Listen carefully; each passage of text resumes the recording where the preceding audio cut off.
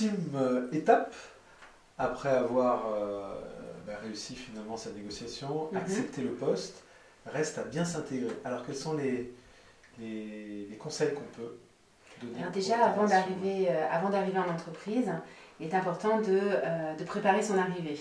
Donc il y a déjà de tourner la page par rapport à la précédente étape, donc de marquer le coup, de fêter l'événement, vous changez de job, donc c'est important vraiment de marquer les étapes.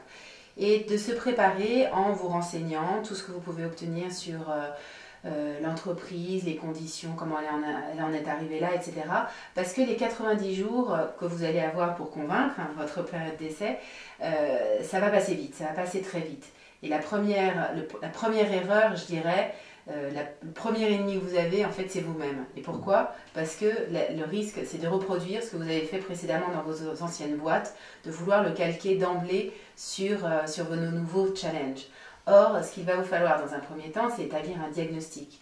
C'est-à-dire comprendre l'entreprise, pourquoi elle en est là, qu'est-ce qui s'est passé, quelles ont été les réalisations déjà faites, qu'est-ce qui a marché, qu'est-ce qui n'a pas marché, qu'est-ce qu'on aurait pu faire autrement, etc. Donc établir un diagnostic en rencontrant les personnes adéquates.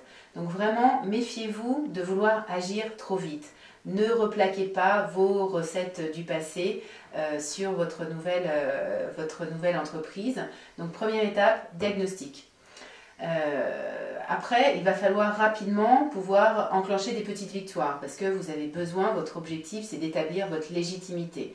Donc, comment arriver à mettre en place de petites victoires? Donc, en vous plaçant des objectifs que vous allez fixer dans les 3 premiers mois, dans le premier mois, dans la première semaine, de la même façon, pour pouvoir atteindre ces petites victoires peu à peu. Donc, c'est important d'établir un diagnostic et de partager vos conclusions avec votre supérieur.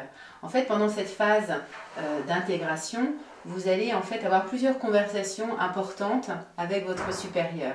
Une conversation, on appelle ça les 5 conversations en quelque sorte.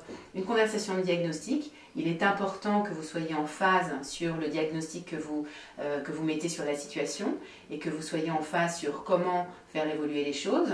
Donc pendant toute cette période, vous pouvez confronter vos conclusions avec celles de votre supérieur. Il est important, après deuxième conversation, d'être clair sur les attentes.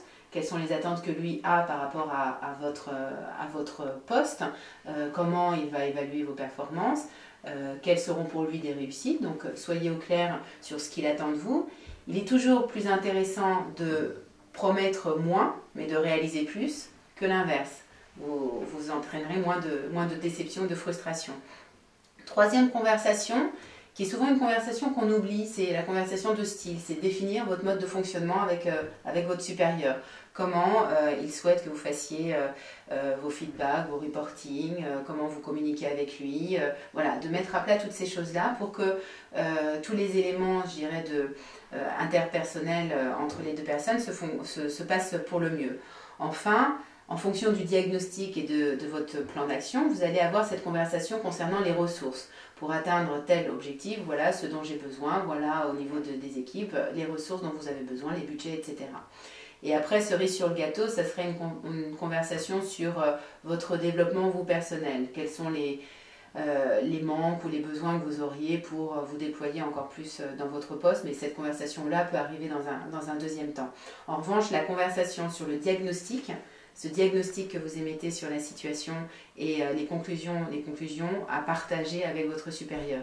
Ne restez pas dans votre coin à essayer d'avancer tout seul quitte à aller dans une mauvaise direction. Validez à chaque fois quand vous avancez avec votre supérieur que vous soyez bien dans la bonne direction.